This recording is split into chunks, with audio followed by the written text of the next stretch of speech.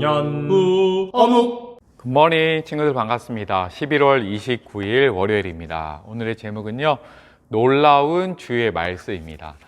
시편 119편 말씀을 통해서 성경의 다양한 모습들을 발견하고 있는데요. 오늘은 놀라운 주의 말씀, 어떤 말씀이 있을지 우리 기도하고 말씀 보겠습니다. 하나님 아버지 감사합니다. 시편 119편 말씀을 통해서 시인이 느꼈던 정말 다양한 마음을 간접적으로나마 이렇게 느낄 수 있도록 인도해 주신 것 감사합니다.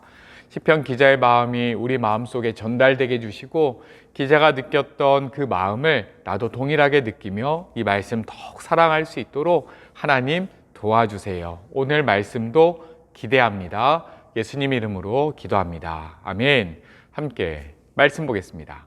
29일 놀라운 주의 말씀, 시편 119편 129절에서 136절.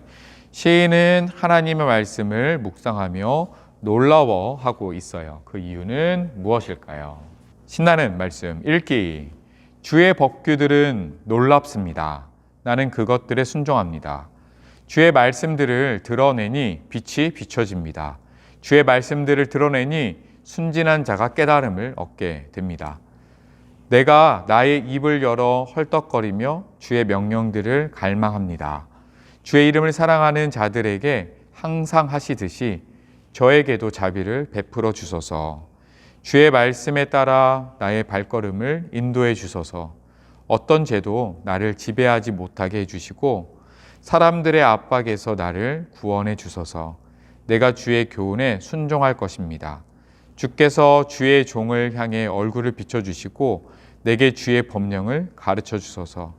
내 눈에서 눈물이 홍수같이 쏟아져 내립니다. 이는 주의 법이 지켜지지 않고 있기 때문입니다. 한 번 더 읽으면서 말씀의 의미를 생각해 볼게요. 오늘도 노란 형광펜으로 말씀에 해당하는 부분을 색칠해 보겠습니다. 주의 법규들은 놀랐습니다. 나는 그것들에 순종합니다. 주의 말씀들을 드러내니 빛이 비춰집니다. 주의 말씀들을 드러내니 순진한 자가 깨달음을 얻게 됩니다. 내가 나의 입을 열어 헐떡거리며 주의 명령들을 갈망합니다. 주의 이름을 사랑하는 자들에게 항상 하시듯이 저에게도 자비를 베풀어 주소서. 주의 말씀에 따라 나의 발걸음을 인도해 주소서. 어떤 죄도 나를 지배하지 못하게 해주시고 사람들의 압박에서 나를 구원해 주소서. 내가 주의 교훈에 순종할 것입니다. 주께서 주의 종을 향해 얼굴을 비춰주시고 내게 주의 법령을 가르쳐 주소서. 내 눈에서 눈물이 홍수같이 쏟아져 내립니다. 이는 주의 법이 지켜지지 않고 있기 때문입니다. 이렇게 이야기합니다. 그 유익들을 보니까요, 말씀을 드러내니 삶의 빛이 비춰지고 깨달음을 얻게 된다라고 합니다. 그리고 하나님께서 자비를 베풀어 주시고 발걸음 인도해 주시죠. 그리고 어떤 죄도 나를 지배하지 못하게 막아줍니다. 사람들의 압박에서 구원해 줍니다. 그리고 주의 종을 향해서 얼굴을 비춰주시고 그 말씀 또한 가르쳐 주시죠. 하나님께서는 이렇게 말씀을 사랑하는 자에게 이렇게 빛으로 또 자비로 함께해 주십니다. 관찰하기. 시인은 말씀을 묵상하며 어떤 감정을 표현하고 있나요? 129편 9절에는요, 놀람입니다. 놀람. 그 말씀이 주는 놀람. 말씀이 주는 엄청난 힘과 유익들에 대해서 놀라고 있습니다. 호기심 가득 생각하기. 시인은 하나님의 말씀을 묵상하면서 발견되는 진리를 보며 여러 가지 감정을 고백하고 있어요. 그 중에 먼저 하나님의 말씀은 놀랐습니다 라고 고백해요. 하나님이 말씀으로 보여주시는 진리는 묵상할수록 놀라움을 경험하게 해주어요. 하지만 이처럼 놀라운 말씀은 신비로운 것이어서 하나님이 가르쳐 주시고 깨닫게 해 주실 때에만 알 수 있어요. 이 놀라운 하나님의 말씀은 은혜를 베풀어 주세요. 죄의 유혹에서 벗어날 수 있게 해주세요. 영원히 우리를 통치하시고 구원해 주세요. 나는 말씀을 보며 신기하고 놀라운 마음을 가지고 있나요? 매일 읽는 말씀 속에서 하나님의 놀라운 뜻을 발견하게 해달라고 기도해 보세요.